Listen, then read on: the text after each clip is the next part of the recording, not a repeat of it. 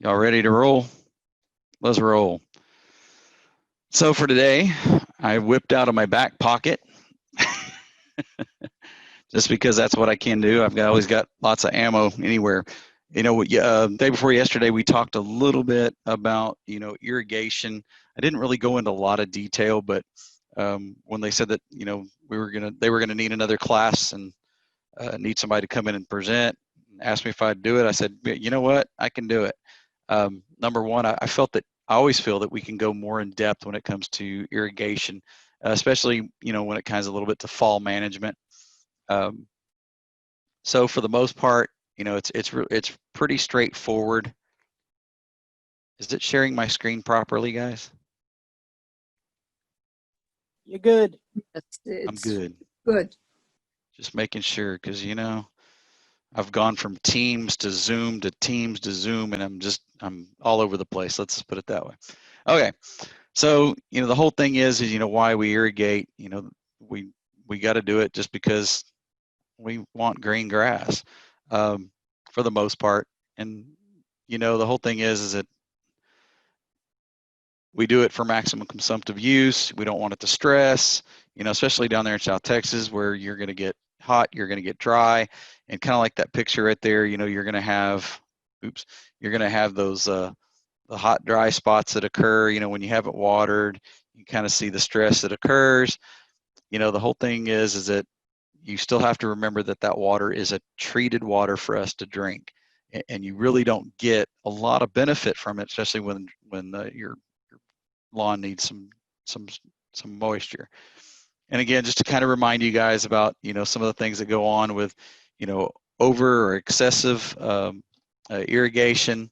You get a lot of the root problems. You get disease and pest resistant issues where you just there's makes it more or less resistant to any kind of issues. And of course, you don't want to go too far down and stress the grass out so much you start losing it. And of course, thirst or thrive. So irrigation only works if you know the precipitation, how much you're putting out, basically. So, and by the way, these little containers that you're looking at, I think A&M sells those suckers for like $50 or $100 or something like this. They're pretty expensive, but they're very, very, very precise. And I always say when you go out and you do an irrigation audit, you need to put these out randomly. Well, they didn't really do them randomly. They put them in straight lines. Of course, they're working in a field, they're working in a research situation, so they have basically more controlled irrigation. Like there's a sprinkler here, and there's probably each one of these are different plots, of course. So they're working more research based, so they can put them in straight lines. So there's a lot of things that affect your application. Trees, which tree roots, that can affect it. Trees absorb moisture and everything else, so they can actually take away moisture from your turf grass. Shade, trees provide shade, and they can definitely take away some sunlight from that turf grass. Wind definitely will affect your application. Like I said, I think in the presentation day before yesterday, you can spray it to the south, but since the wind's blowing that direction, it shoots it to the north. So 30, 35 mile an hour winds, sometimes that's what happens, or at least gusty winds. So you got to do some things to change that. Lower those, get lower spray nozzles that 10%, 15%, 12% type 12-degree spray nozzles. Sun and clouds. This is one of the things we have a lot of problems with sometimes. Our master gardeners, we have plant sales just like y'all do. We have greenhouses. Well, we always try to get those plants to bloom right about the time our sale occurs. But the problem is that sometimes we just have a lot of clouds and the plants just aren't as far along as we'd like them to be because they didn't get enough sun. Same thing can be said about turf grass. And then sometimes you just don't have a lot of clouds and you have a lot of sun, so everything burns up. Temperature, humidity, we're kind of cool right now, so things start to slow down a little bit. Things change, but however, we still have a lot of humidity.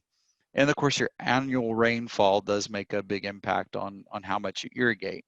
Like I said, I think I told y'all, we're in the like 48 to 52 inches of rainfall a year here, where on the other side, y'all are like 25 to 26, 28 maybe inches a year.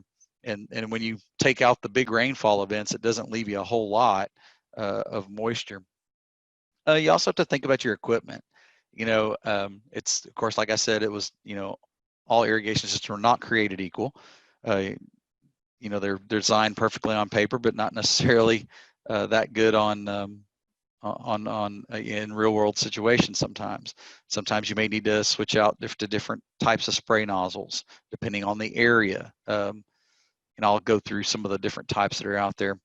Your plant requirements, if you have a xeriscape bed versus a maybe a more tropical bed. Of course, a tropical bed is going to require more moisture than that xeriscape bed. So, make sure you don't have zones that are completely opposite under one zone. Make sure everything's zoned appropriately. The slope of your land, the soil, that's another thing that makes a big difference. If you have a real heavy clay soil and you got nice slopey, 10% grade land or something, you're going to get runoff at some point. Once that soil reaches its full moisture holding capacity, or it just can't percolate through fast enough, to get more water, then you've got to do some things like, and I think I mentioned cycle soaking, that helps kind of alleviate that, turning the irrigation on for 10 minutes. And that's sometimes where you have to go outside and you have to really look and say, okay, I've had it on for 10 minutes out here and I'm starting to puddle up. I'm starting to get runoff. So I need to set one timer for it to go off for 10 minutes or 8 minutes or whatever it may be, and then turn around and water the rest of the amount that's needed, depending on the time that you determine through your irrigation audit. Run it for a second event at a later time. That's called cycle soaking. So your fertility, that does make a definitely does affect your turf grass. Like I said, the vicious cycle, the more you mow, the more you water, the more you fertilize, and it keeps going. So if you have a good fertility program and you're managing your fertility right, then you can, here's what I like to say, you can actually control the growth of your grass by how much water and how much fertilizer you give it. Simple as that. If I don't want to mow my yard that much, let me tell you what, I can definitely, and I used to do it down in Corpus, I used to not water because I didn't want it to grow that much. And then when, I was like, okay, well, I'll apply some water now because I got time to mow this weekend or something like that. So you can actually control it. Compaction is a big issue. And like I said, with water runoff and things like that, we've got to be careful, how we handle compaction. Make sure, you do aeration or maybe import, some kind of organic matter or something to help with that compaction. So if you have well water, one of the things I always recommend is have it tested. I think I told you about the guy that was kind of out 624 that I dealt with. When he pulled up to put grass in his yard, it was like a couple 18-wheelers full of turf grass.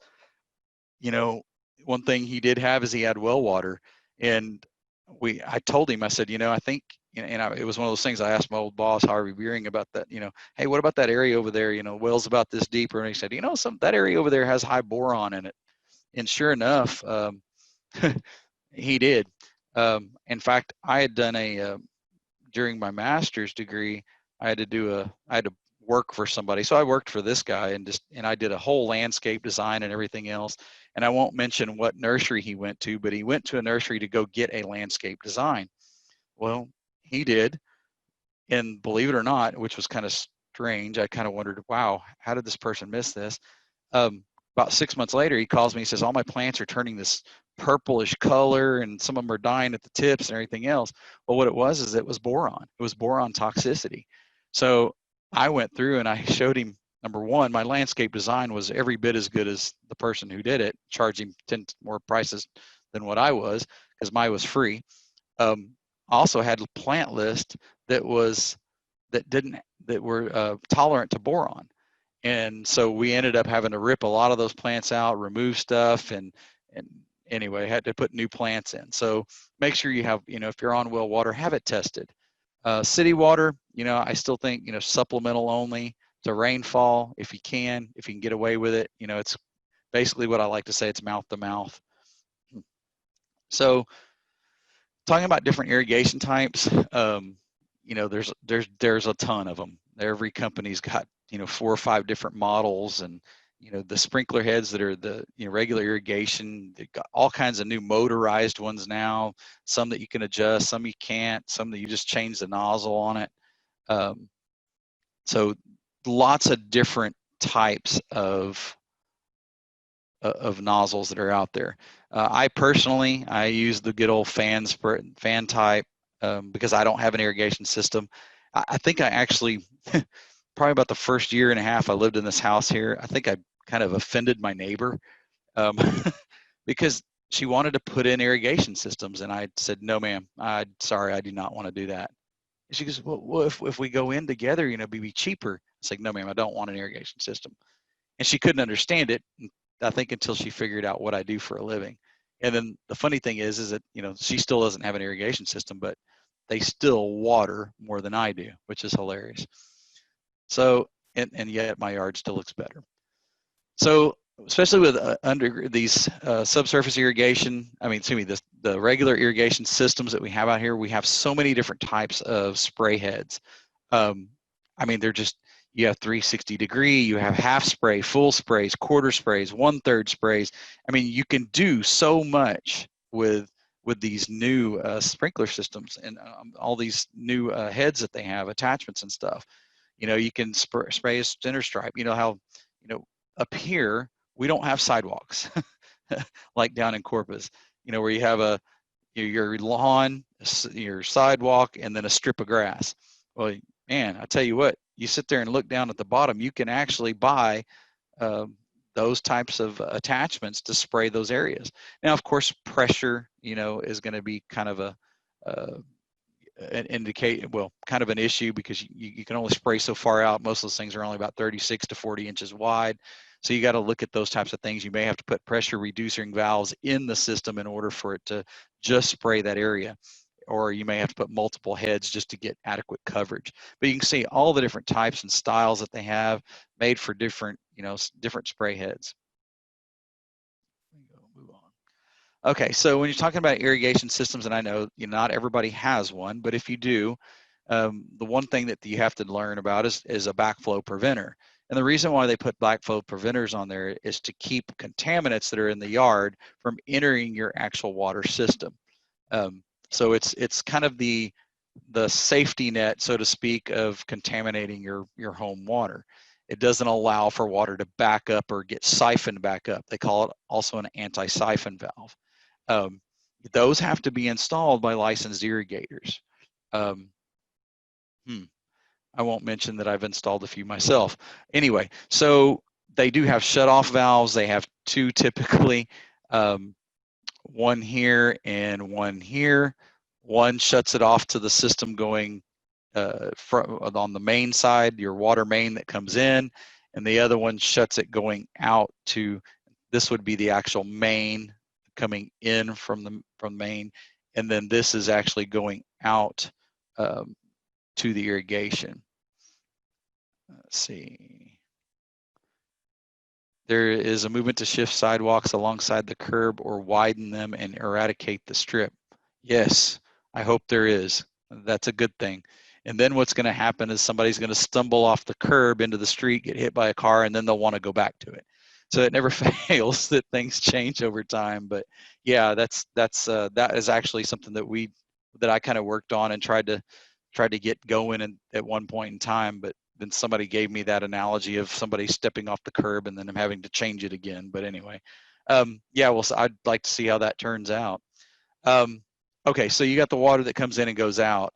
There's two little areas, these little valves here.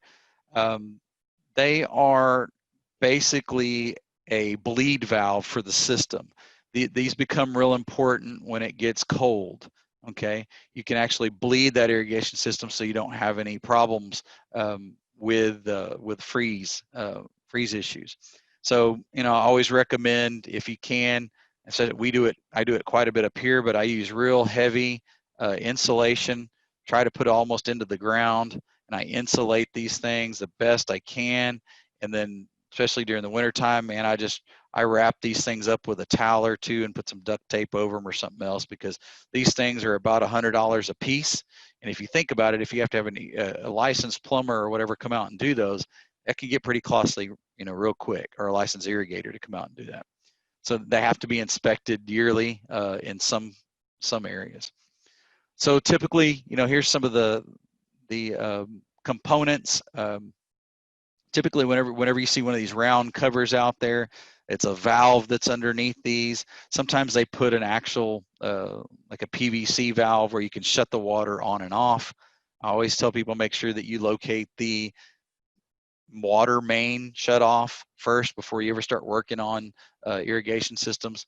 Like I said, sometimes they will put several in the system just to shut down like a particular section or whatever. Just depends. Most of the older systems, they don't do that. But for the most part, when you have these pop-up sprayers up here, kind of like in the top right, you got your PVC line that goes through, and then what they do to relocate these heads easier, rather than popping them straight off a PVC pipe, they use this little flex hose, or funny pipe is what they call it, and they connect with a little connector to the bottom of the actual spray head. Well, this kind of looks like what's that guy that does football? What's his name again? Okay, and that guy went over here and he did this and the X's and O's, and I can't even. All right, so okay, so they got threaded tees that go into the system. That's where they put these little 90-degree areas. Somebody's going to get it, right? John Madden. Yes, there you go. So that's where they get these funny pipe connectors and everything. They do it with that.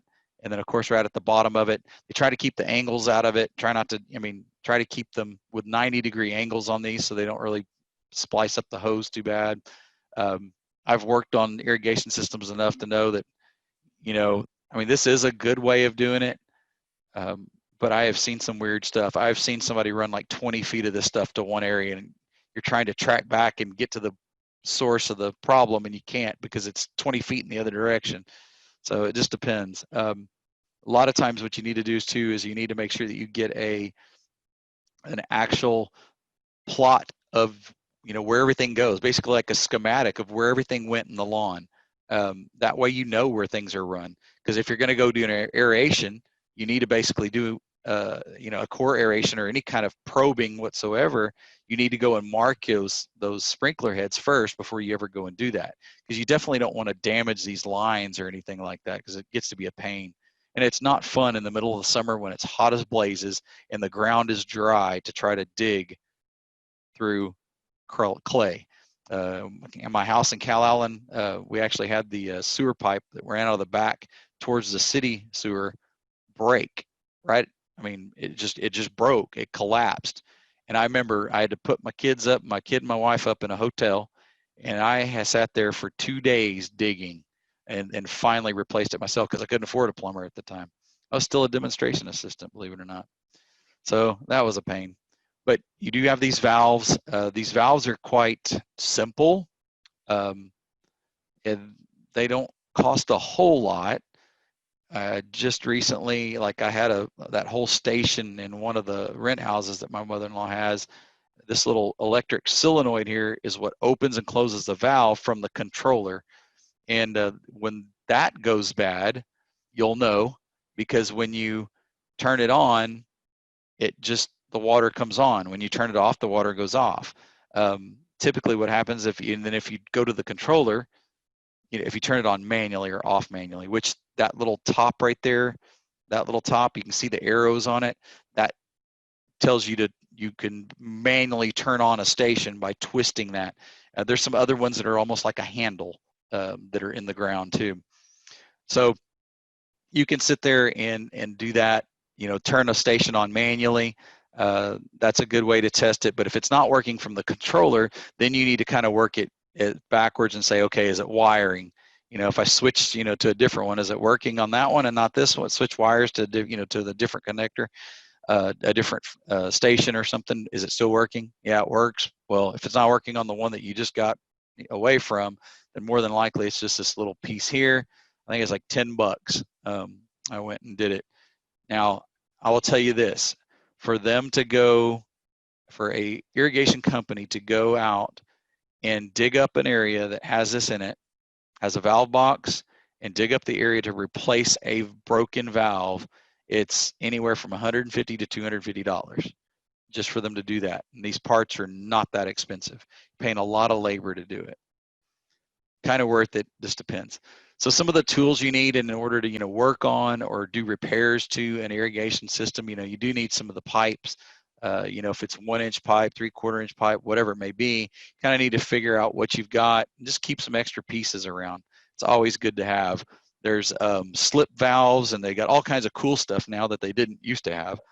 When you had to take something apart, you literally had to take it apart further back, and then as you were taking it apart further back, you had to bend the hose just to get it into the splitter on the other side. I mean, it was just always a pain. So now they have these great deals where you got 2 screw caps, you put it on one and slide it over to the other one, you loosen it up and you can expand it and tighten it down and you're good. So it's like an expansion type valve, or a cap is what it is. I mean, a sleeve. And so there's some cool stuff out there that you can use to make things easier, but still the actual physical labor, having to dig all that out. And then once you cut the pipe because you have to replace a part of it or whatever, then all of a sudden now you have a hole full of water that you got to either dig out or do whatever. So let's say in Corpus Christi, you must have a backflow check and certify. Yep, every 2 years. Okay. Some do twice a year. Stated they have about 12% failure rate. They replaced on property backflow. It was working, but was over 20 years old. $215. Ooh, ouchie. Yep. Yeah, I had one on the, and I see we have rental homes, and we always tell the people, we always tell the tenants, and I have a little video, and I actually have a step-by-step how to winterize the irrigation system and what to do when we start to have freezes. It never fails. They don't do it. They don't bleed the valves right, and they don't bleed the system, and yada yada yada. So whenever those things go out, I charge them that amount. I charge them that $200 or something for that, because it's part alone isn't as $100. So it may take me maybe 30 minutes to do it, but I'm going to charge them a good amount anyway. So most of those sprinkler heads like these up here, they have replacement heads that go at the top of it, where you can, I think earlier I was showing you all the different types of sprays and everything they had. They've got different volumes of sprays as well, but you can, they got screw-on tops, and they got these little inline filters as well. So very easy to work on them, unless they get run over by big heavy equipment, which is quite rare. Not really, but typically happens a lot. So let's say, Vince, does that apply to drip system connected to a rain barrel? Nope, it doesn't. So risers, let's say, you can, eventually when your landscape, as it gets larger and it gets more mature, typically what people do is they keep raising the sprinkler head. And then eventually you can't raise it anymore. It's spraying the backside of all the leaves of the bushes, and it's really not getting the ground wet like it should. So basically you'd have to go from a big old riser and drop back down to a smaller one just to get the underneath now that is bare because it's an older shrub, or just convert it over into a drip system, which some of my master gardeners, some of my rainwater and irrigation gurus, they just did a couple of videos that are really good. I'm hoping to start sending them out pretty soon. They were trying to figure out where to capture and put them and stuff like that. Anyway, so they did a really good job explaining how to convert over and how to do some irrigation stuff. So most of the time when you look at an overall system, obstacle course for mowers, yep, that's true, exactly. Never fails. You have to run one over and you have to fix it. So most of the time here, this is what a system will look like. You have your water main down here. You have your shut-off valve right there. Then you have potentially another brass valve that should go into your system. A lot of times on a lot of these older installations, you don't have another valve there on that side. It's typically just on the actual backflow preventer system. So pressure regulators, they sometimes put them in there, sometimes they don't. But for the most part, your you've got all your valves in here in these boxes. Sometimes they'll put 2 or 3 in a valve box, and it'll be a large rectangular one rather than one of the smaller ones like the one at the bottom. So sometimes like what we have a lot of around our greenhouses and stuff, and with our rainwater harvesting areas, is we have pressure regulators on the actual irrigation because we just don't want it to all flow out at one time. Backflow preventers are not needed on rainwater. No, they are not. We have, oh God, how many thousands of gallons? On one of our building, we have 8,000 gallons on our education building. We have on the extension office building, we have 2,000, 4,000 gallons. We just added 2 years ago, another one was 1,000 gallons, and we had an earth kind area. We added another 3,000 gallons. We had another 500 gallons at the back of our aquaponics facility. So we've got tons of them. We don't have any backflow preventers. Some of them are actually, in fact, the oldest one there is actually a gravity feed. So it just has a valve to open the floodgate, so to speak, and that's all it does. But you have all kinds of different controllers that are out there. In fact, Vince and I were talking about them yesterday, a little bit before yesterday. They have rain sensors. And I think I told you guys about, sitting there in a meeting with the city of Corpus Christi, landscape codes, and sitting with a big, well-known developer that's telling me that, aren't you on probation still? Yolanda Marufo, yes, that's who used to be in Xeriscape. Michael Womack, me, Daphne. See, what was her name? She used to be with Beautify Corpus Christi.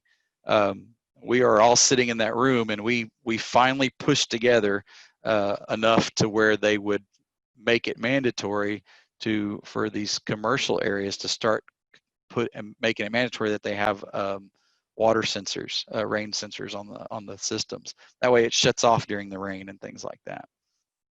So, basic irrigation, you can see here, polythread, they got the little funny pipe that goes out to the controllers, different spray type heads around the system. Some of it may be drip, some of it may not be, just depends. But overall, pretty easy, system to kind of look at and isolate problems as they start. So, how much? We talked about that, in the beginning class about, 1 inch a week, right? So 1 inch a week is good especially for your turf areas. You got good pore space in your soil. You have good water infiltration. You'll have good deep root systems that are very effective. You tend to have times, and we had an issue, trying to think, 4 years ago. I had one of the nursery guys call me. He said, "Michael, you need to come out to my place and we need to go for a ride." And I was like, "Oh man, am I in trouble? Is he going to try to get rid of me? What is it? Is this Guido?" But it ended up, he's a really nice guy. He likes to treat people right. He doesn't, he doesn't just sell a plant just to sell a plant. He sells plants because they work. And he always sends people to me. He stopped dealing with people because people don't believe him when it comes to turf issues. So he sends them to me, and they don't like what I have to say anyway. So, and typically, they're going to do what they want to do, but I try to read them, tell them the right thing. So you got to think about water. We started off in the spring one year where about every other day or every 2 days, we'd get a rainfall event. And it wasn't big. It was just, quarter to half inch. And it was countywide. It just kept going like that. And we were sitting there, and all of a sudden, rain stopped. Well, people kept thinking, and I guess in their minds, that, oh, we've had enough rain, but we didn't. We had rain just consistently, light amounts for so long that we developed this very short root system. So when it got dry, the ground got dry quickly. It evaporated, and the ground was already dry below it. We just didn't have any good soaking rain. So turfgrass started to suffer immediately. And we kept going around and driving around. This is my neighborhood. This is my yard. This is what it looks like. And I finally said, "It's moisture." He's like, "No, it's not. It's some kind of disease." I said, "It's moisture." And I told him what to do when he got to the house, and he went and dug a hole, and he said, "I can't dig a hole." I said, "You're right, because it's so dry up underneath. And so we finally figured it, well, he finally figured it out that it was just because small rain events over, longer periods of time or every couple of days created just a very shallow root system. That was just letting Mother Nature take its course in a sense. Of course, um, the better you water, the deeper you water, the more adequate root system you're going to have. And that goes for your plants. Sometimes you can't do anything else. I mean, just put the motor on it and go mow, blow, and go, right?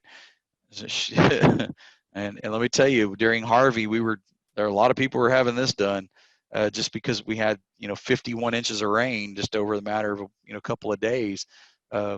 Absolutely ridiculous amount of rainfall. So again, just to kind of reiterate, evapotranspiration rates, that's the amount of evaporation that takes place during, a specified time. So if you have, let's say 4 weeks in the month, then you had basically 4 weeks of evaporation. You basically need to apply, 4 inches of evaporation. You need to apply 8 inches to make your 1 inch a week for 4 weeks or whatever it may be. Anyway, so the fact is that turf can sustain lower amounts, and so can your landscape if you're watering deeply and you have a good established root system. If you don't, then you're not able to do this. You got to kind of switch over and start helping to establish that better root system. So there are websites out there to help with evapotranspiration.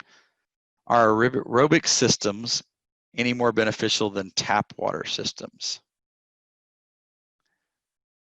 Aerobic system. You mean like, when I think of aerobic, I'm sorry, I've got septic on my mind. So aerobic systems. How can we access water depth? Okay. Oh, aerobic. Okay, aerobic versus tap systems. It depends on percolation. Most of the time, when you have areas that do not have very good percolation, they move to an aerobic system where the water, like kind of like in an aerobic septic system, where they have to spray above to get rid of the excess of water. Typically, your regular septic type systems that have leach fields, you have a good filtration rate, which allows that water to pass and go through a lot easier. How can we assess water depth? I kind of like to say it's the old Aggie method.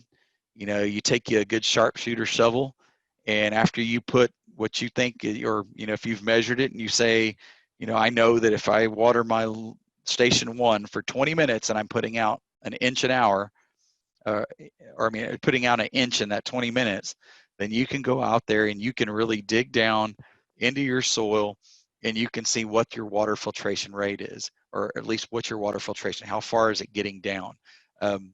There's some good things to do, I think, and this would be great, kind of a side deal. I don't know if y'all have had any of the soil scientists come and talk to you, but sometimes what they'll do is they'll bring in little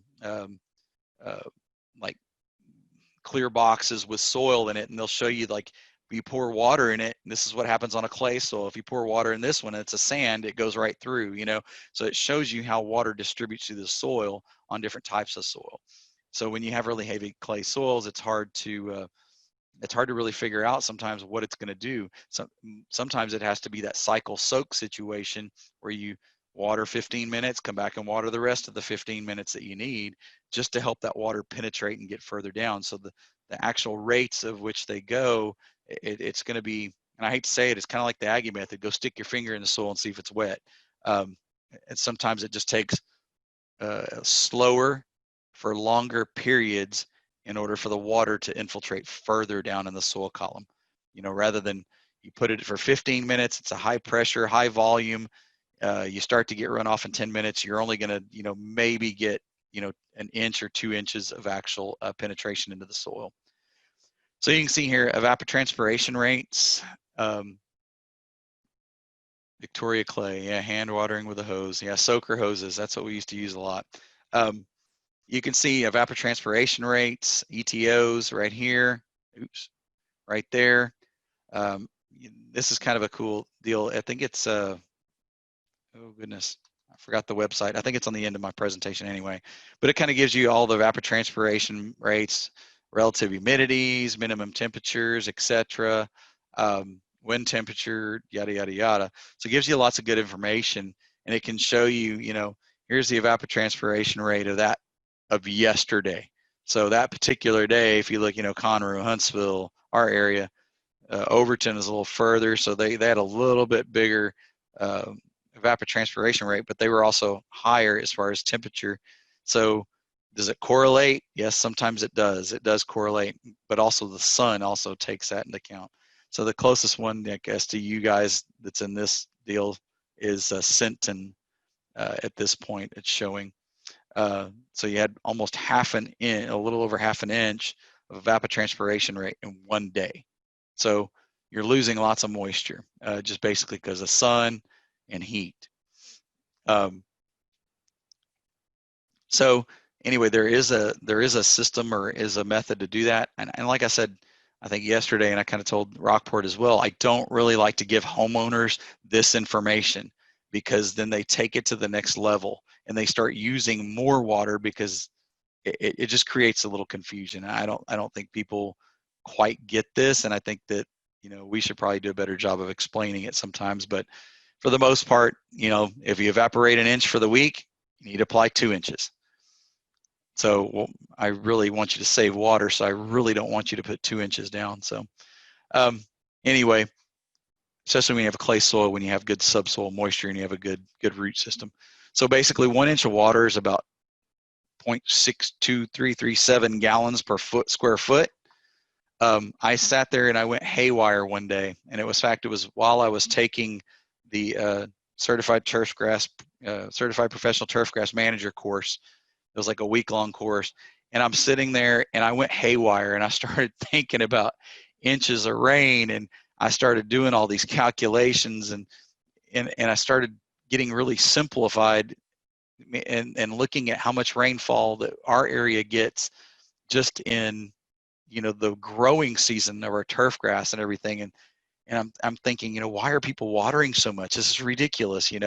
So basically 1 inch of water is 12 inches by 12 inches. That's 0.62, a little over half a gallon. So then when you add another gallon to that, you're looking at about 1.2 inches. And of course, filtration rates are there that depending on the soil. Time of day, a lot of times early morning is the best, 4 to 6 a.m. Just right before the sun comes up. Your system needs to finish. I know sometimes people have like 15, 16, 18, 20 stations, and it's impossible. Well, you may have to break that up to different days. Okay. And I put in here a little exception.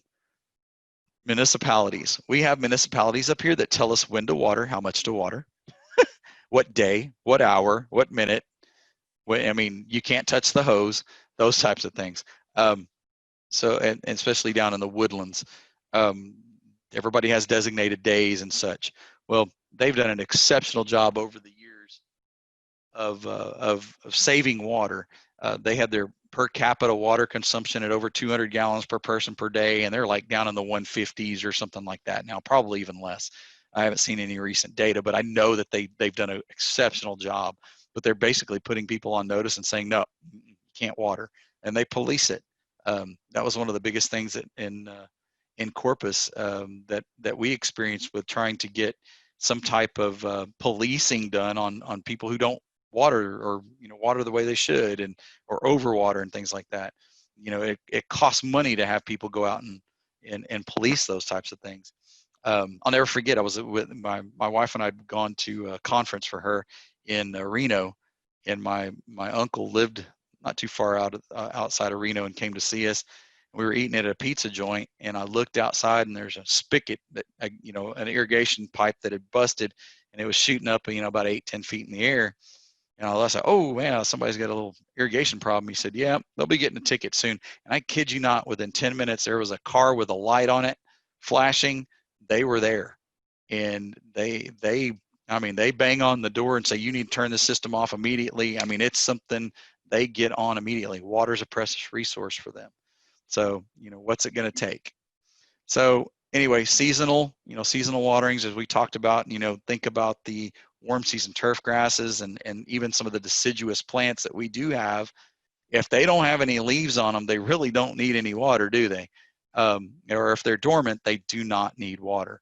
So, seasonally shutting water off, that's an important aspect of, saving water or water consumption. Um, days of the week, everybody, uh, what days of the week do I water? How much do I? Well, it's going to differ, and it's going to be dependent upon your situation. Um, you know, basically water when the grass is growing, or, water when there's visual signs of grass being stressed out because it doesn't have enough. So, oh, wow, look what I did. So look at Nueces County, okay? I took the whole January to August and did comparisons. Interesting, isn't it? Look at the amount of rainfall. This is ridiculous. June, July. Look at the amount of rainfall. Look at that. So y'all had a lot of rain for a change. And you can sit there and, of course, these kind of these National Weather Service deals, it's funny how when you look at the graphical analysis of them, how they move and shift it a little bit, but typically an area that gets 25 to 28 inches of rainfall a year, you're sitting here pretty, most of the county at 31 to, 30 to 31, almost 32 inches of rainfall.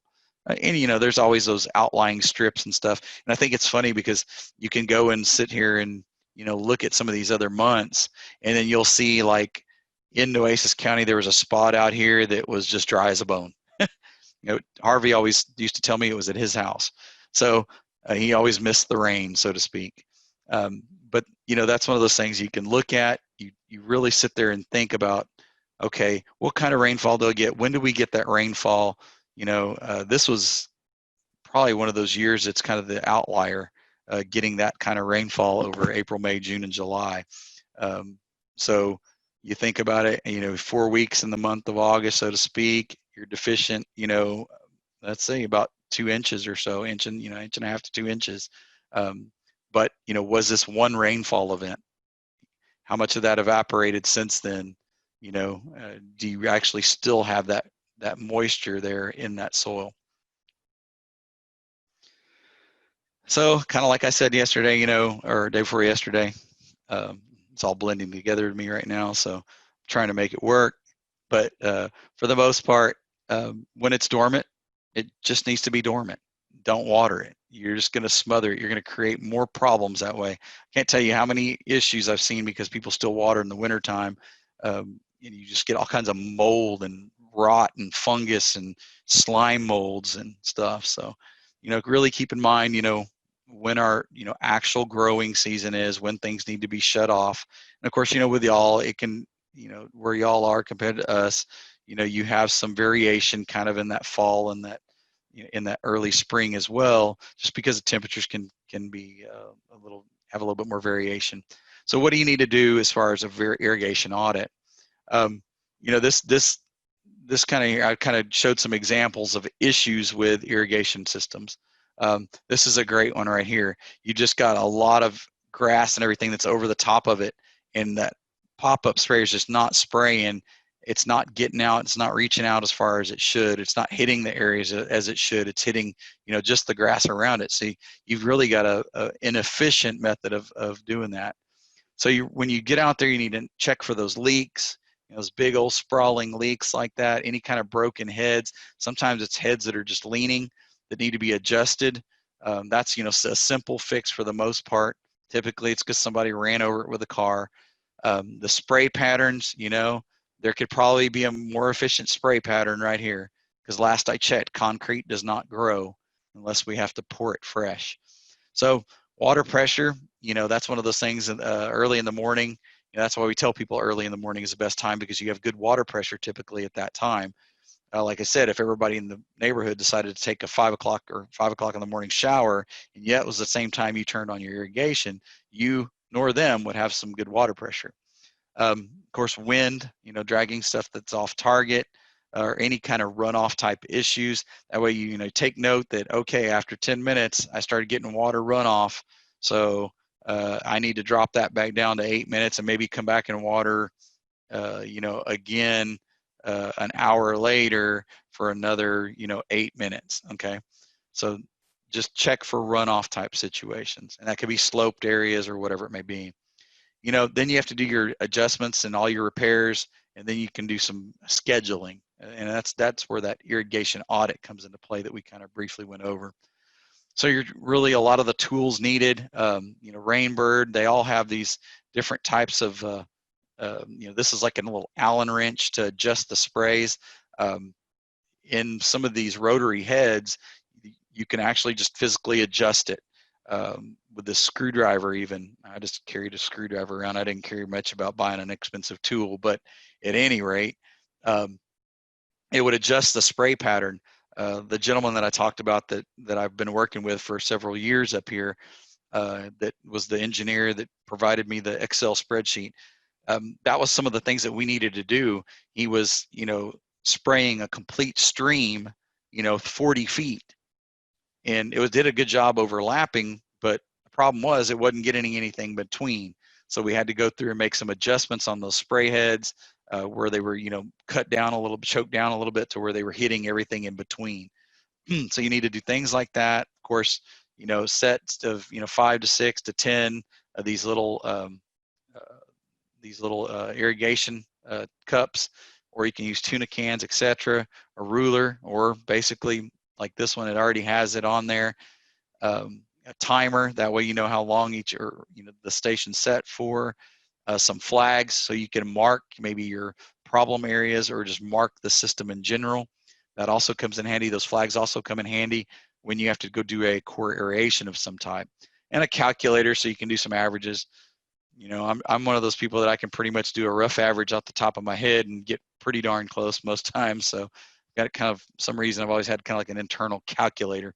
But small screwdrivers and everything, things like that to make changes if you need to, and some pen and paper and stuff, markers. That way you can write on the flags, if you need to, and say number 3 in section 2 or whatever needs to be fixed. And then that way you can transfer it over to paper, and that way when you go out to the store too, you know what kind of equipment and everything or repairs you need to make, so you can purchase those pieces.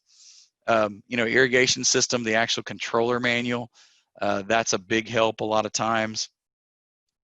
City of Corpus Christi has been trying to raise the water pressure from 30 psi to 60 psi for the last 3 years. Well, I was born and raised in Corpus. Some things never change. But anyway, the paper and pencil deal and pen, that's so you can take notes and get those, and that way you can write down those things. Irrigation manual for that type of controller that you have is really what I was getting at, not the system itself, but the actual irrigation controller. A shovel and a trowel. We have some actual hand sumps that we have at the office that, when you get water down in an area that you're digging in, you can basically, pump that water out of that hole. Cups, we use red Solo cups sometimes. Anyway, to pull the water out, not to drink, guys. All right, keep your minds out of the gutter. All right, so there's a lot of different types of systems out there: Rainbirds and Hunter and Toro and Orbit, and there's this other one over here called Ratio. That's one of the ones that I have at the office. I love that one. It is, I can basically pull it up with an app on my phone. It also goes off the closest weather station. It also has crop coefficients, which gets even more scientific. In fact, a couple of years, about 2 years back, we lost a master gardener to cancer. He was our rainwater harvesting guru. He was also a certified. He had all this documentation, and everything for irrigation, and master irrigator. He was funny. He would come in and we would start talking about stuff, and he would say, "Oh, that's an idea. Oh, that's an idea." And the next thing you know, he would build it. He actually built a monitoring system for our aquaponics facility that we have, that would monitor the flow rates and temperatures, and it would post it to a website, and it would send you alerts when something was afoul. Of course, the internet had to be working a lot to do that, but he actually made his own, took his own circuit board and did this. And I mean, it was just amazing. we always had such good ideas, coming together, and he was always the one that would make it happen. I was always out there in the clouds, but he was always the one to make it rain, I should say. So and he built and constructed a lot of stuff off our rainwater harvesting systems there at our office. If you ever have the chance to come up here, which I plan to, let's see, hold on. I'm retiring in how many years? Potentially in 8 years, 13 weeks, and a day. I'm hoping that the last, maybe year or so, or two, that we actually do host a state convention, state master gardener convention in Montgomery County. I think it would be kind of a neat deal that would serve, I think, as a half century mark. I believe, I can't remember what it is, but since it started in Master Gardener started in Montgomery County, I think it would be kind of a neat thing to do before I hit the door running. It would be an interesting and fun feat. You'll bring the solo cups. Thank you. Appreciate that. I'll bring the whiskey barrels. All right. So anyway, but there's all kinds of systems out there. Whole thing is learn how to use them. The first thing I like to really tell our homeowners is learn where it says system off, because if we can control that, we save ourselves a lot of money. Okay, system off. Okay, they don't have to be running all the time. They really don't. So, but they've got, like I said, a whole bunch of different kind of systems nowadays. Rainwater sensors, rain sensors that are in there, shut off type sensors that, when it rains, it shuts it off. Moisture probes that are just like real-time feedback that are within the system. Make sure things are properly zoned. I'll tell you a little story about living in Calallen. I had a neighbor that was 3 houses down from me, and it never failed. I always had water running down the front of my street, and I just hated it. So I went over one day and I went and knocked on his door, and I said, "Hey," I said, "do you mind if I go ahead and install a sump pump in the front of my yard up in the drainage area?" And he just looked at me so puzzled, because I know that came out of left field on him. But he looked at me so puzzled, and I said, "What do you mean?" And I said, "Well," I said, "the water that's going down the street, I'm going to use, because you're paying for it, I'm going to use it to water my yard." And he perked up, and all of a sudden he said, "Wait, you work at the extension office?" And then that's where I went, "Oh crap." So the next thing I know, I was doing a big favor for this guy, and we were doing an irrigation audit, and we were making sure that he wasn't doing things incorrectly. And of course, I told you the little story about wintertime, people watering, and of course, utilizing the cycle soaking technique is very, very important. So how do you do this? Number one, locate your controller. Okay, learn that thing, learn how to turn it on manually, turn it off, set it, learn how to set it for, how many minutes. Just play with the darn thing. When you say zoned correctly, what does that mean or refer to? Zoned correctly, meaning if it's zone 1 is your turf, make sure zone 1 doesn't also include your landscape. Okay, make sure, because there's different water requirements for your landscape versus your turf. Okay, so that's what I mean. Sometimes what will happen is you'll move into a house. There you go. Oh, okay, you got it. Okay, yeah, sometimes you'll move into a house and somebody came in and maybe added more landscaping, and they added it over the turf, and they didn't either shut off those valves there, or they didn't move them to the other station. So that's kind of what I'm getting at. So you can, you get in there, you locate your controller, you turn everything on for randomly, just kind of like here and there, 2 to 5 minutes, go out and inspect that, like zone 1, turn it on for 2 minutes, let it run for 2 minutes or 10 minutes, doesn't matter. Go out and mark it with your flags, mark all the sprinkler heads, that way you know where they are. Maybe you have each one of them numbered 1 through 10, 15, however many sprinkler heads in that area. Then you can take your notes and say, okay, number 3, it needs to be realigned. Number 5 needs a new head on it. Number 6 needs this. Number 1 needs this. I need to readjust number 2 because it's spraying against the house when it should be spraying out. So you can take the time to do that. I just don't worry about it. I go out there and I just start adjusting instantaneously. I don't mind getting wet.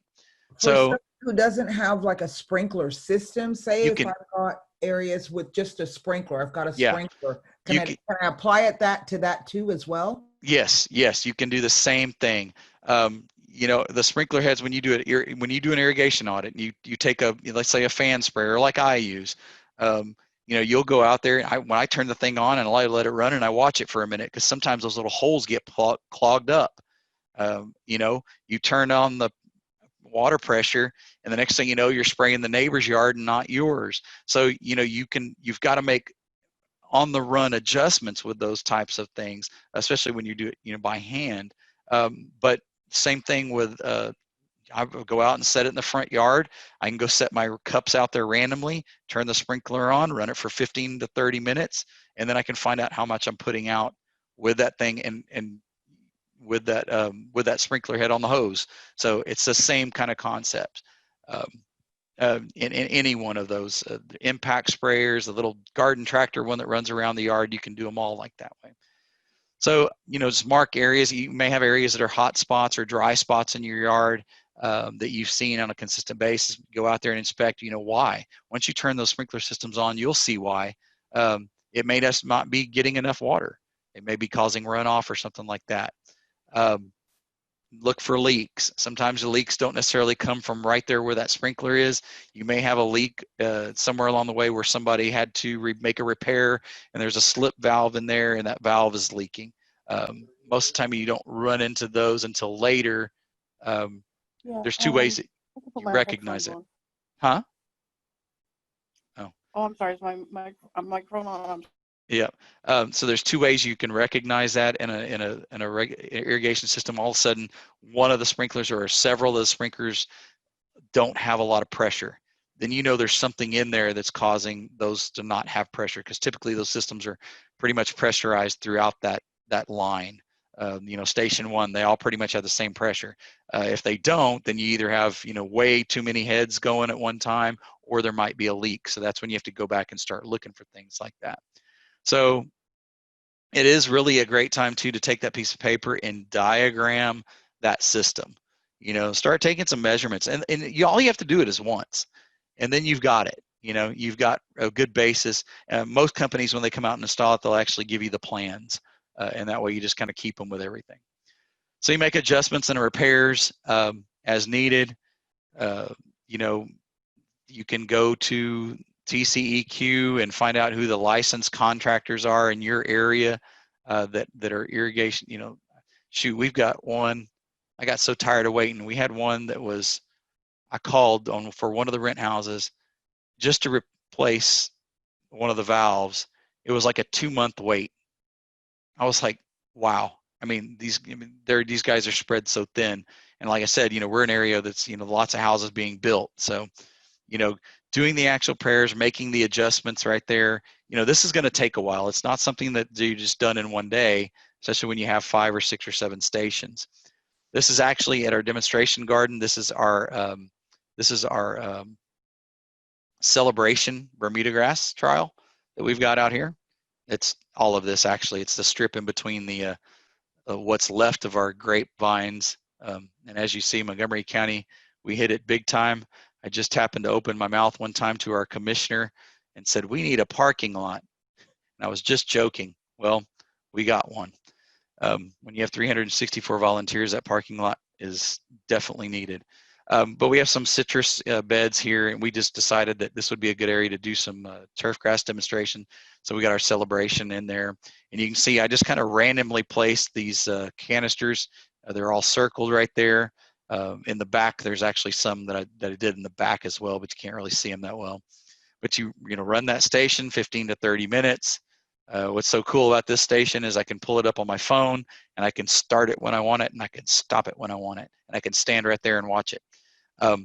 But I do, you know, do the same thing. Take the measurements in each of the cups. You know, look at the spray, make sure you're getting good overlap or good coverage, and then you know you add them all up and divide by the number of cups, and then you'll get your average as far as how much water you're putting out in the specified time that you ran it for.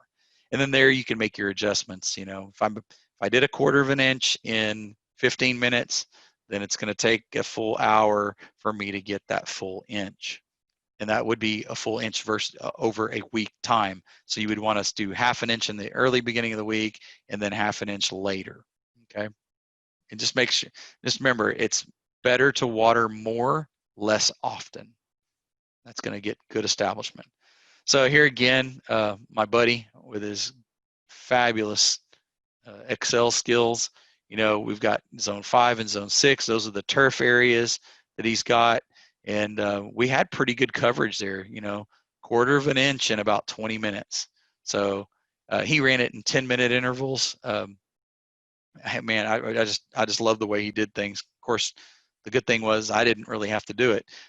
It is so I could still write my news columns and answer my emails and do my reports like I needed to, and be a good boy until I hit that last 3-year mark where I can say nanny nanny boo boo.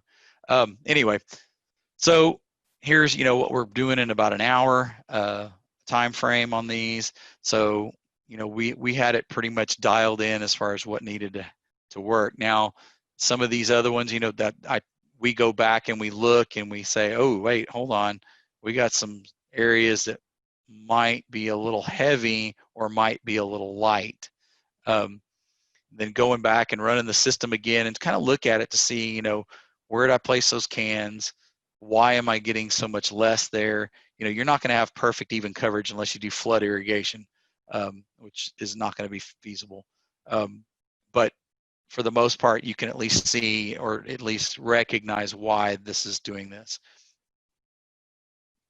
So moving down, so how much water are you actually putting out when you apply 1 inch of water?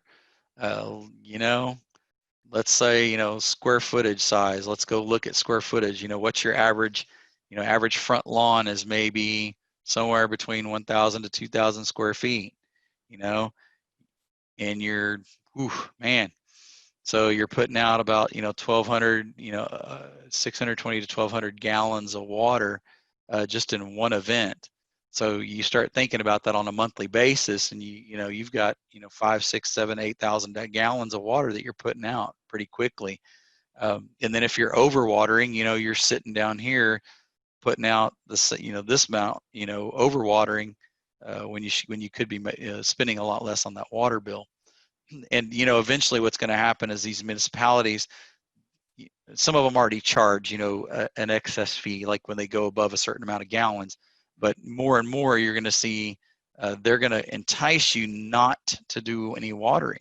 They're going to start raising prices. They're going to make it a premium that after you reach so many gallons, they're going to just raise the rates on you pretty heavily. So anyway, this kind of gives you an idea of the amount of water that's used. So imagine if you watered year round, 52 weeks a year. This is where I sat in that class and I was messing with water stuff. But 52 weeks a year, and let's say you just put 1 inch around 52, 52,000. I mean, that's a massive amount of water. And so you can, by just not watering when things are dormant, you can cut that down pretty good. So how can increase water infiltration, or even looking at some of the different water infiltration rates? If you have a sand, very coarse sand, you can pretty much handle about 1 inch to 8 inches an hour. When you look at a clay, whoo, man, real heavy clays, maybe 1/10 of an inch. You start to get runoff. That's what this is showing on that chart right there, the infiltration rates. So it can really vary widely, just because of, if it has a little bit more sand or a little bit more loam in it, it'll infiltrate a little better. Or, if you have a different type of subsoil, or if there's a lot of organic matter even, it helps with the infiltration rate. So, or if, even getting in there, if it's bare ground versus, having a turf or a ground cover on it, or if it has mulch. That's why we always say mulch, because it, helps with retaining moisture and also helps with water infiltration into the soil. And then just think about aeration, having that component as well will help you get that water further down in the system. So only water when turf is growing, don't water when you're blessed enough to get rainfall. Perform inspections regularly. And I always do one, right before, right before we get a big freeze or something like that. I always do one just for the sake of doing it, because typically, when you water shrubs that are going to be potentially in a freeze, if you're watering the ground, the water actually acts as an insulator. So I always do them right about that time, right before I basically shut the system down and drain it. And 1 inch a week is really, for your shrubs too. even for your trees. But of course, trees, have a much larger root system and everything else. But, do those, in fact, early season, early in the spring, before we get warm enough, make sure everything's working right. There was one thing I did kind of want to go back over, and I think I may have my brain may have gone wayside on it. Oh, yes. When it comes to draining a system, they've started putting drain valves on some of these systems. A lot of them don't have it though. What I typically do is I shut the intake water, the water coming in from the city. I shut this valve off, and typically you have enough pressure in the system that the water is going to back up. Okay, and all these two screws that are on these little ends right here, all you have to do is do a little quarter turn on them and water will come shooting out. Okay, and they're pressure relief valves, really is what they are. And then, so that's one way to kind of relieve the pressure in the system. And then also you're allowing air to get in there. So at your lowest point in the yard, water should come out. If it doesn't, sometimes what you have to do is you have to actually unscrew the sprinkler head and allow water to come out of it. Just be careful that, when you put them back on, there's sometimes some debris or something that gets in there. So you need to make sure it gets dry before you screw it back on. That way there's no debris still in it. But that's how you drain a system. And typically down there where you guys are, you won't have to do that to that extent. I would say that, as long as you're covering this whole valve up and you just hit the bleed screws on here and you shoot that water out of there, I don't think you have to bleed the lines. You don't get cold for that long. Back in the 80s, or was it the big freezes where my dad and I actually walked out on the bay on ice. Now that, when you have a couple of days of below freezing conditions, then that would be the case where you would need to do that. But for the most part, you wouldn't need to. So anyway, there you go, guys. I am done.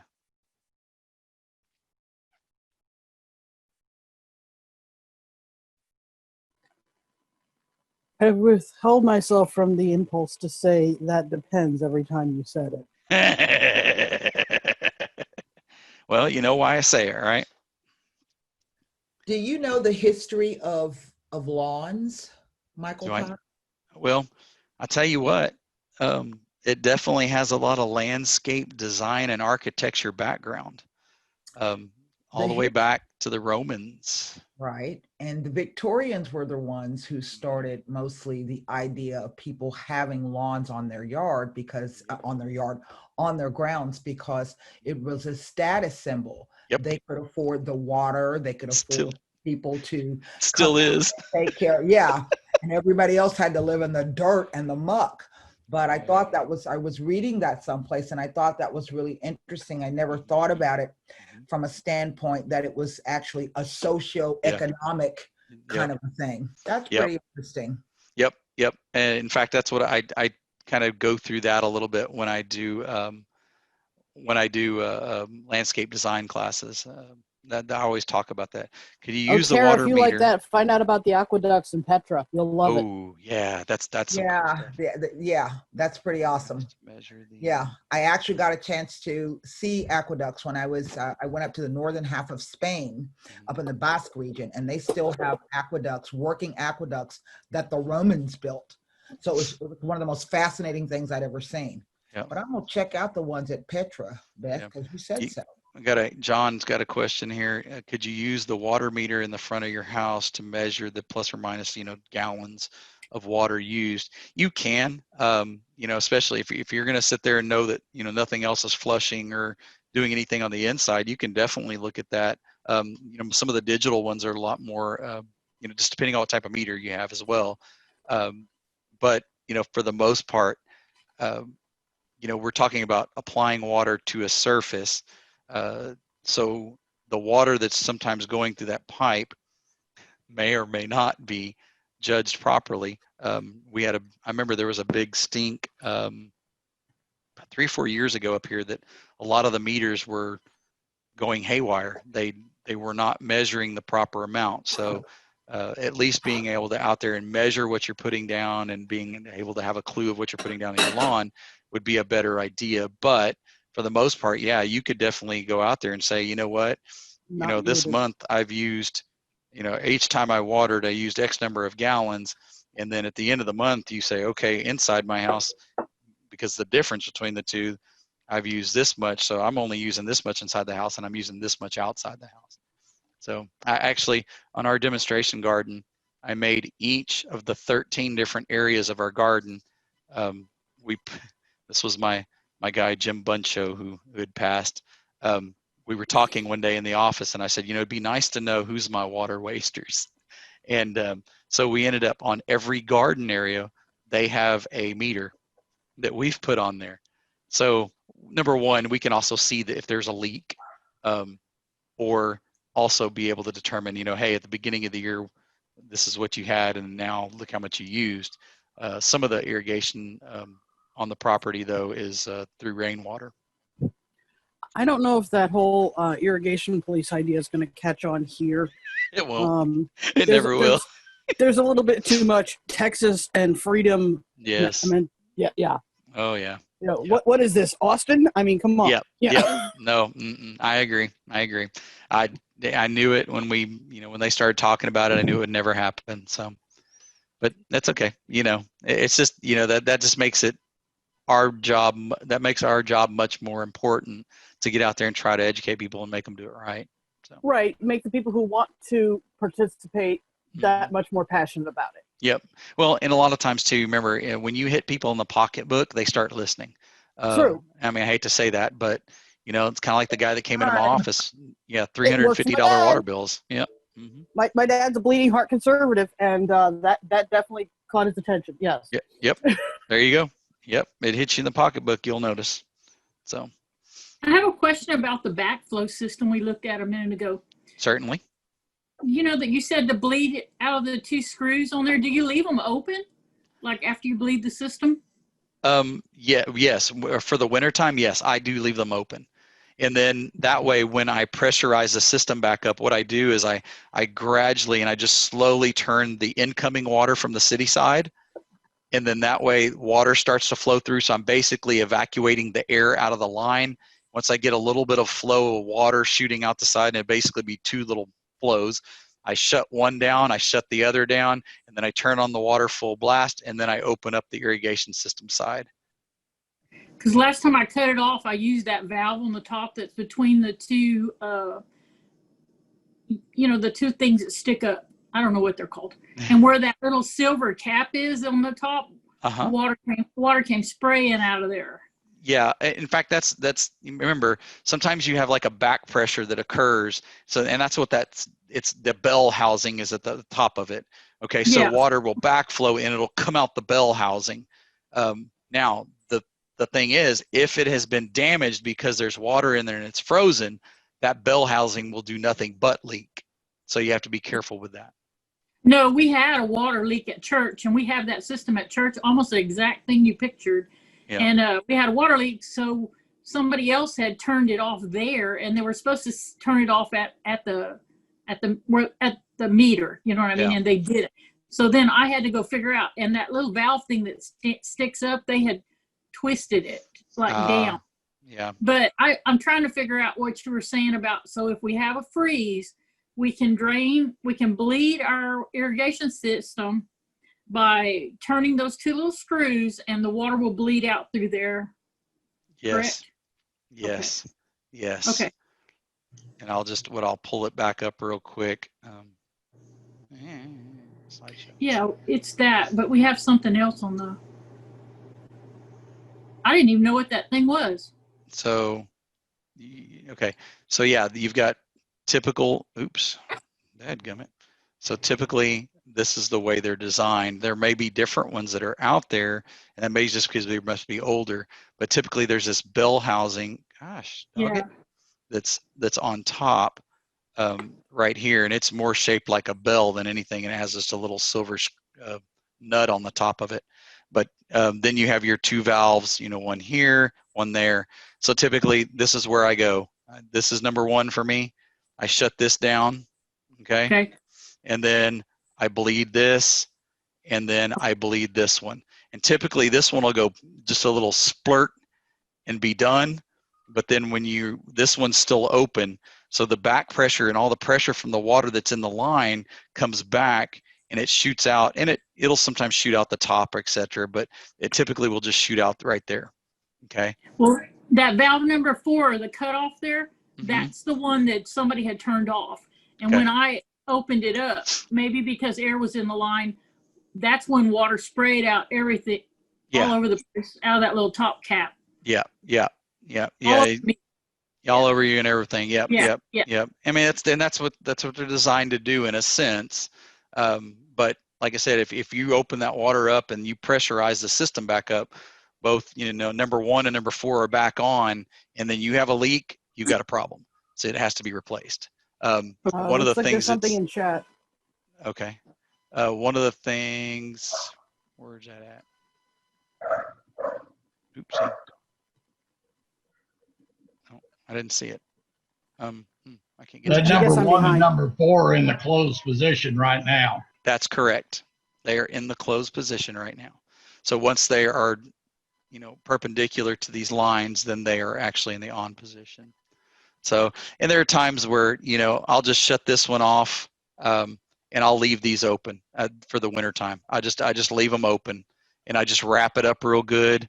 I don't even worry about shutting this side off because I want water as it expands and everything, or if it expands, to come out. But typically we don't have to worry about it too much. So there's no replacement fluid that people would be putting in these tubes instead of water to prevent them from freezing? No, yeah, there's no antifreeze or anything like that. You just make sure they're wrapped. And like I said, we use the real thick pipe insulation stuff, and that's what we put around our pipes up here. And in the Poconos, some of the hunting cabins, they put kerosene in the pipes. It makes for an interesting little fire if something accidentally ignites. I was gonna say. So anyway, that's kind of the way we do it. And there's some good little video demonstrations all on YouTube and everything. If you look up, winterizing your irrigation system, your sprinkler system, man, Got it. They're on there. Like I said, all of our rent houses that we have basically a little packet that we give all our renters. And when we do that, that information's in there as a little pictorial of how to do it. I've taken, basically cut and pasted it. This is what you do. And of course, in those years where you have that, 14, 18, 24, 36 hours of below freezing conditions, this may not, by just leaving these open may not cut it. At that point, when I know that there's something like that coming, I will actually go to the property, pull off one of the sprinkler heads, and try to drain that water the best I can, just because I don't want to have to replace these guys. They're just, $100 just to replace them, plus everything else. So, all right. Anything else? Thank you. You got Nothing else unless you have more adventures in Turfgrass. Every day is an adventure in Turfgrass. I just emails today that came through just kind of cracked me up, but oh well, it is what it is. At least I got a job. Pass on some information here. If you have if you have an irrigation system, go to your little reactions and do a thumbs up with your, okay, Tim's got irrigation. Anybody else? Jesse, Marie, and I like Tim's little deal through chat. Michelle. Okay, so this will be Old beneficial. logo apron here. I have one. I don't know where my reaction is though, but Okay, all right, this will be beneficial for you to know. If you look at your water bill, your Corpus Christi water bill, you will notice that your wastewater is 2 times whatever your water is. So if you have a $50 water usage bill, your wastewater will be 3 times that amount, $150. If you have an irrigation system, you can have a second meter put in that feeds your irrigation system and your outside water pipes. You do not pay for the wastewater that way. So when you're filling your pool, when you're watering your plants, when you turn on your irrigation, when you're watering your car outside, all of that water, you're being charged just for the water. And you will save 2/3 of your water bill by having that. And for most people, within a year, you've paid for your second meter. A second meter costs you about $700. It's like $70 a month, isn't it? Yep. That's what my landlord has to pay for us. Yeah, you don't pay for the meter, you pay for the meter up front, but where you pay, if you do not have the second meter, is all the water that you're using to water your lawn, to water your flowers, to wash your car, to wash the eaves of your house or whatever, your porch, your sidewalk. You're being charged wastewater usage on that water, even though it's not being used for wastewater. Okay. How do you get that installed? Who does that? What you need to get a hold of a irrigation company that will hook it up. If you get a plumber, I just had one put in at a property, and because I know the owners of the company, he said, have your grandson dig the trench from where the second meter is going to go to where the backflow is, and then drive a galvanized pipe underneath the sidewalk, and my guy will come out and just run the pipe, and you won't get charged for digging. And so that saved a tremendous amount. If you get a plumber to do it, you're looking at about $2,000.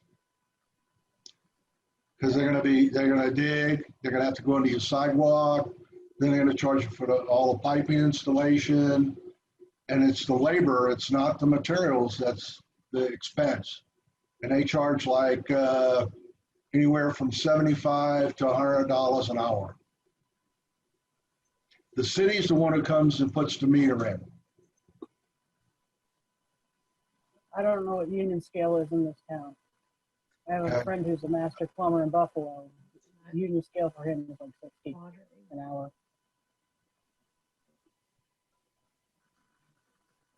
All right.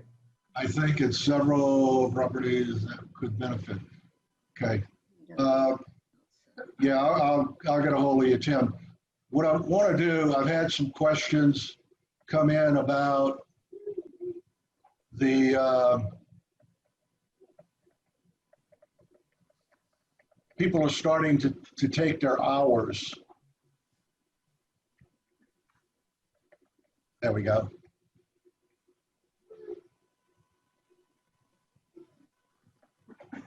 Hey, Vince, I got to run. So I'll see you. And Michael, thank you very much. Bye, Beth. Yeah, I'm going to run too. My wife made some good dinner. I can smell it right now, and I'm hungry as all get up. So. Yeah, my husband got home about 15 minutes ago. He'd like it if I bowed out. Sounds good. See you, Vince. Thank you so much. Thank you guys for attending. Appreciate it very much. Okay, Thank you. guys. Thank you. Night. Thank you. Everybody should have already logged in to VMS. If you logged in, it required that you develop or you establish a password. Okay, so you should be into your VMS. You do not record class hours in there. This is volunteer hours and any hours that you do continuing education. If you attend the meetings with the Master Gardeners, those are volunteer hours. And when we do the half hour, or like the last session we did was a little over 45 minutes. So we took an hour of CEUs for that, for anybody that needed it. Okay, the question is, if I have entered, let me bring up my hours, okay? If I enter something and I accidentally have taken too many CEUs, you only need 6 CEUs. If you take more than 6 CEUs, it's not gonna count for anything. You're actually wasting those hours. And what Kevin has done is said, for now, when you get the 6 CEUs and you go above that, start using those hours for volunteer hours and record them as volunteer hours under other projects. So let me go ahead and just create, I'm gonna add an hour, I'm gonna add some hours. So I'm gonna go in here and I click, and so here I'm gonna put 2020 intern class 31 irrigation audit. Okay, and then I select today's date by clicking on the calendar. I come here and it'll automatically put it in. Now here's where you select where you're going to take your hours. Okay, if you're taking CEUs, then you take the continuing education in one of these areas. Okay, if it's an online training, or if you attended a meeting or a Master Gardener meeting, we put on a program, you would take it here. You can get some other places there that you could take it. All right, but let's just say that I go and I say, all right, I'm going to take this as a meeting program, CEUs, okay? And I put it in as 2 hours. You have to select a program or a project to apply it. If you do not, it's going to come up with a little window that says you must select a project to apply it to. Okay, so now I've taken CEUs and I come down here and I do save.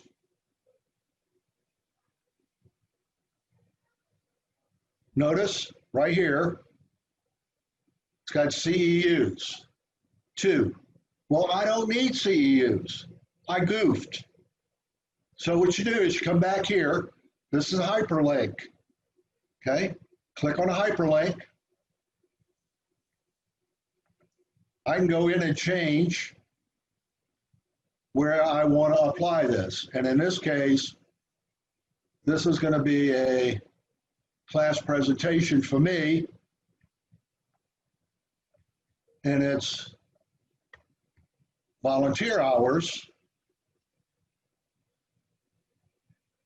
I log on and then I have to do admin after, so I take 2.5 hours. And I hit save.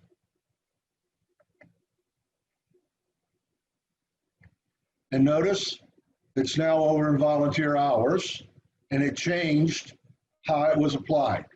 So if you in error misspell something, put the wrong activity in, you picked the wrong project, you put CEUs in and you wanted volunteer hours, or vice versa, or you put the wrong number of hours in or not enough hours, you can always go back and change these to correct an error.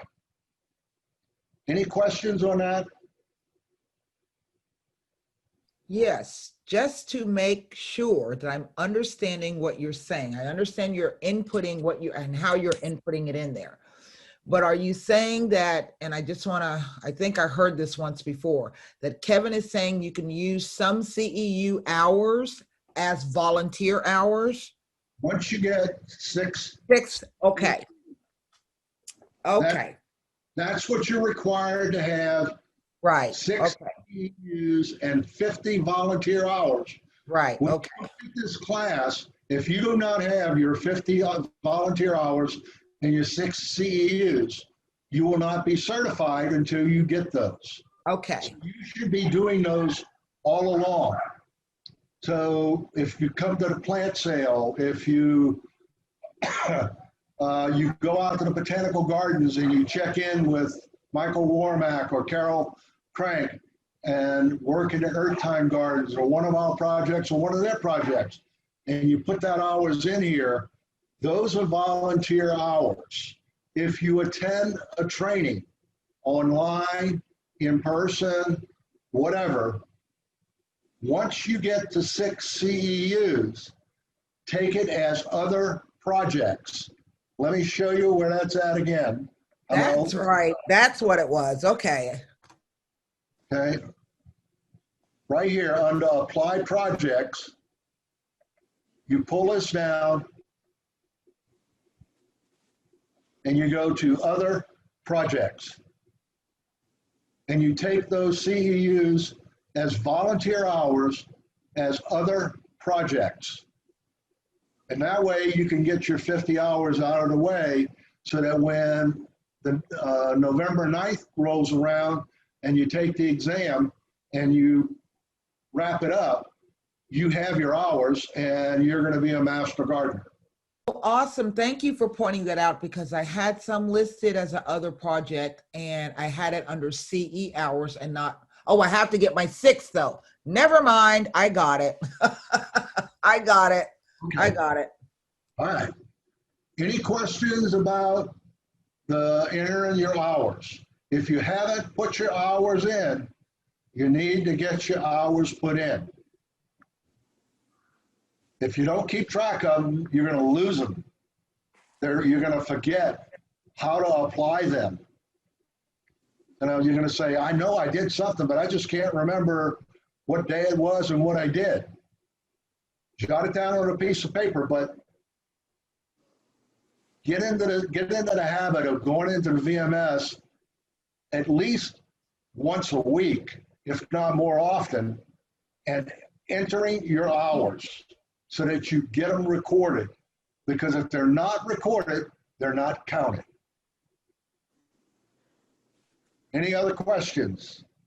Hey, Vince, I have a question. Sure. The classroom hours don't count. Is that correct? They do not count towards volunteer hours or CEUs. They're So part we of do, return training. so we don't enter those here. No. You Okay. do not. Okay. No classroom hours are entered. All right. Thank you. They're required in order for you to complete the course. Okay. Okay, and we've got lots of things you can do. Yeah, I mean, you don't have to go out to the botanical gardens or the xeriscape or the food bank or out to Oso wetlands or any of the other projects we got. We've got plenty of things that you can do from home, online, and get your hours in. Okay. Okay? If you have not sent me your picture for the photo roster, I need your picture. Please send me your pictures. Most of you here, How would we know if you got our picture or not? well, what I've been doing is going to everybody I don't have a picture and saying, I don't have your picture. Okay. If you sent me No word is good. Jack, you got John here. Jack, I got your picture. I got Tim's. I got Mary's. I got Michelle's. I got Renee's. I got Tara's. I got Marie's. Rebecca, I think I got yours. And I've got yours, but I don't have your husband's. Charles. Jesse, I don't think I have yours. Right. I'll send it. Okay. And Charles, I don't have yours. Because you're taking the course with your wife. that right? You mean Russell? Or Russell? Russell. Okay. Yeah, because we got another husband and wife team and I got you confused. Yeah, Russell, I don't have your picture. Okay. I'll get it to you. Okay. All right. All right.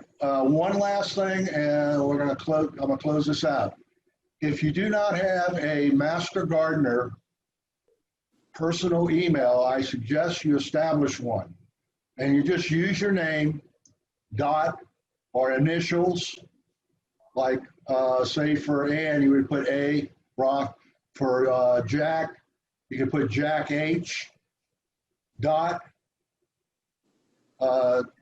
nuesismg@gmail.com. And then put that as your email when you're dealing with Master Gardeners. This will keep your spam stuff out of everybody else's emails. Because if you are emailing them from your personal email and you're not careful, you could be spreading their information around the internet. Can you say that again, that email address? Okay. Let me put it up on the screen. It'll make it easier for you to see. Give me 1 second.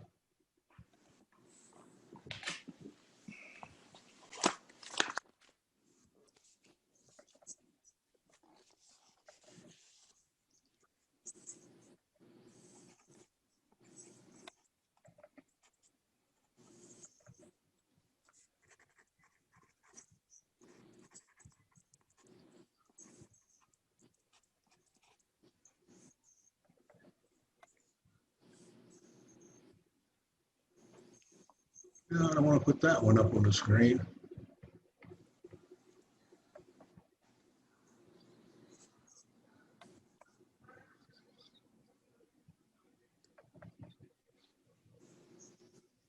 All right, let me share this one. I think if I just drop it down in here, you can see. Can you guys see what I dropped into the screen? Yes, sir. Yes. Okay. Notice here, all of our officer and programs have a positional email. So it's president.nuesismg@gmail.com. So for mine, for this year, it's 1vp.nuesismg@gmail.com, and so on down the line. Thank you. Okay. Now, when you establish a personal, I'm going to close this out. Let me open up the policy statement that we have.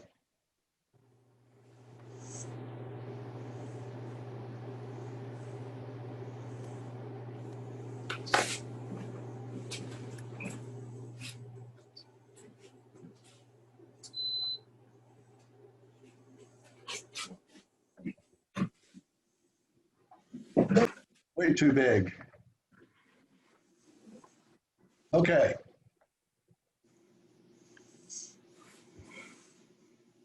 I'll let you just kind of read. I'll just read as you read along.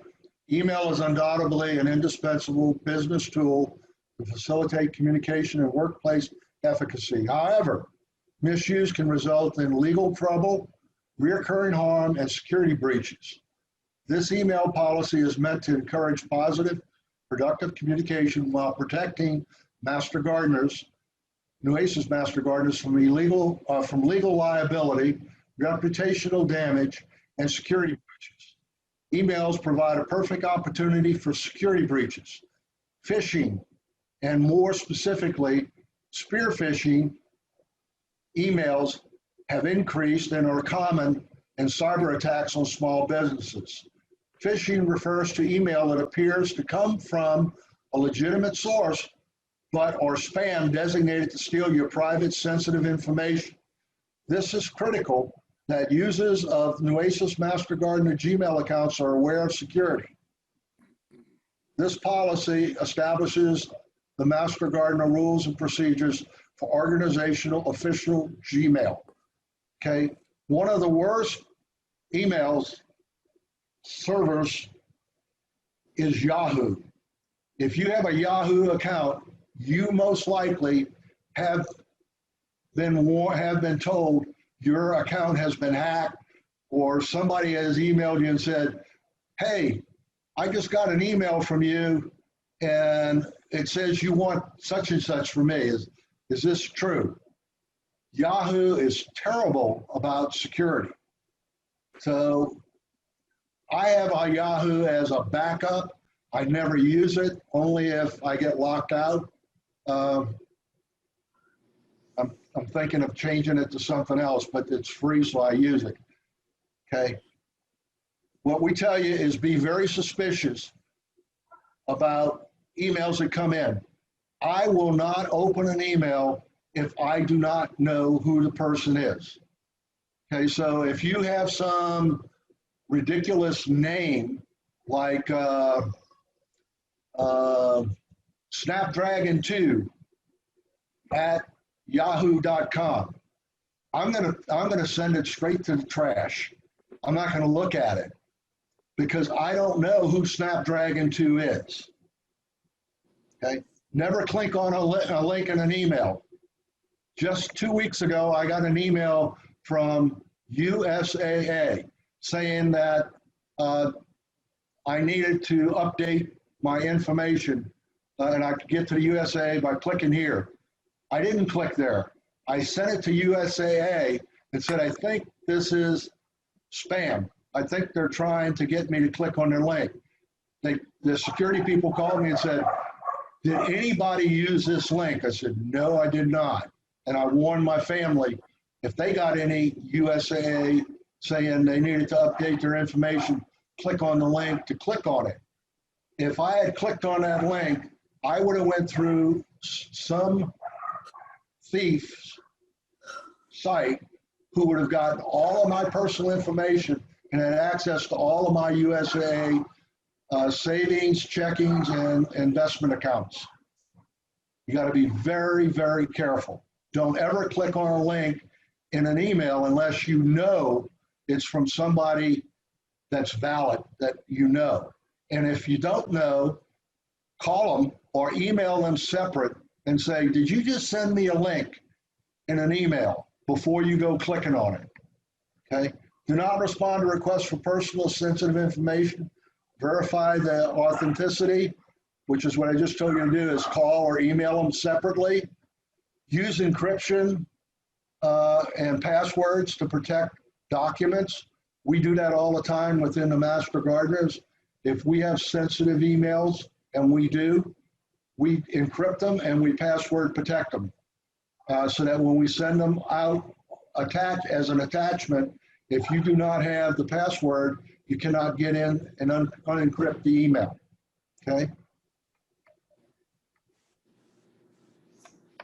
Vince, I have a question. Yes.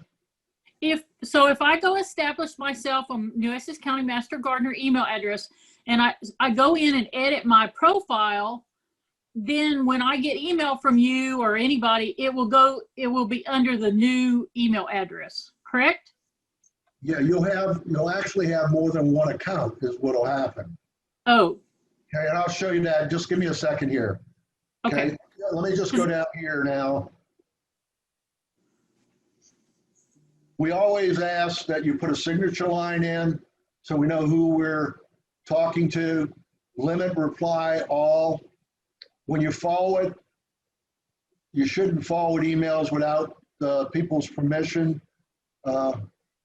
And what we're trying to get everybody to do, and I forget sometimes, is when we're sending out, like I got in a rush here today, just this afternoon, because I just got to the computer before the class, and I put it in the send to instead of the blind copy.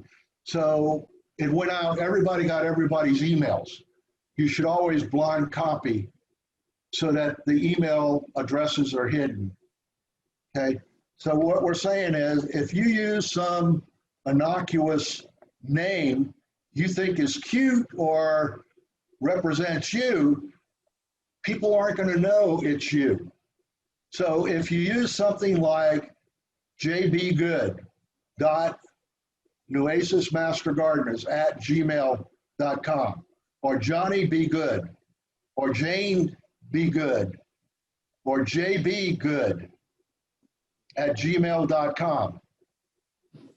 That'll work. Now, you cannot use, this is bad, because Gmail will not allow you to put an underscore.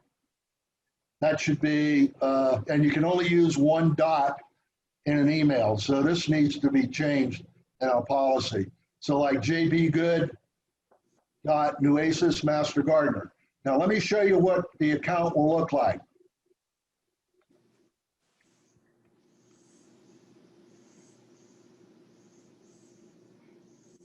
All right. You can see my screen, I'm presuming. Can Yes. everybody see my screen? Okay.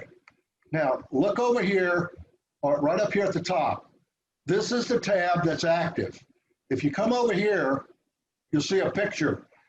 If you hover over it, it says 1vp.nuasismastergardener. If I go here and I hover over this, it says vincemusgrell@gmail.com. If I go to this one,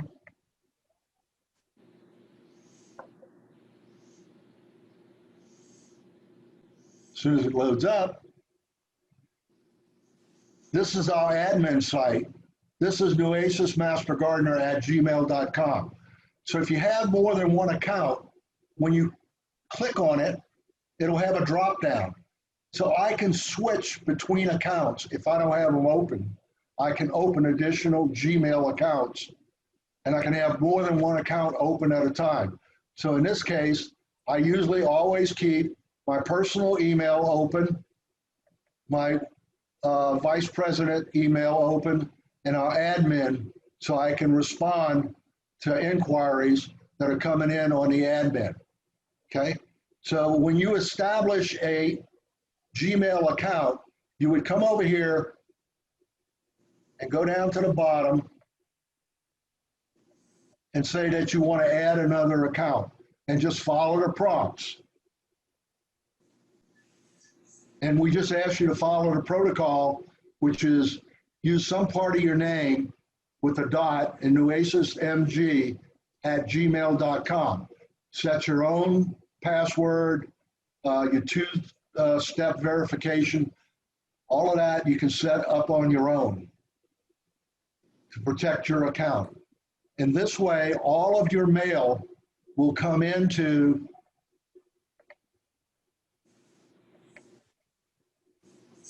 this is all mail that has to do, that came to the vice president.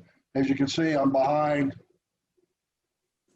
on getting to all the mail. But it's not as bad as my personal.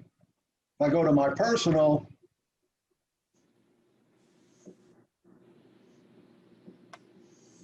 I am way behind.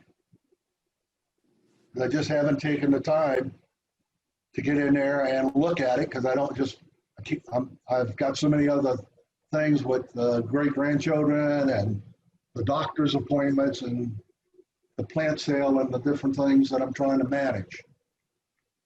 Okay, any questions? All right. Well, thanks for your time, and we'll see you on Monday. Vince, Yes, ma'am. this is Russell Borth. You said you didn't have my picture. I looked up my Your account, right? my account, and I see my picture. Oh, okay. You must have loaded it up.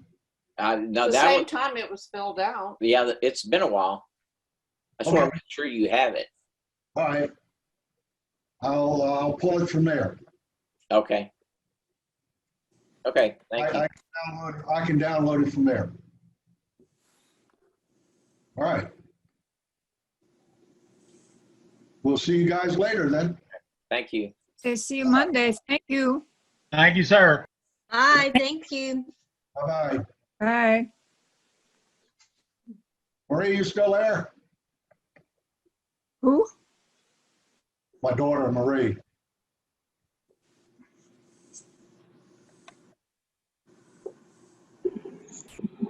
Yes, I was trying to figure out how to work this. Till everybody logs off. I know, well, I didn't know that, I was trying to figure out how to speak during that. Now I know how.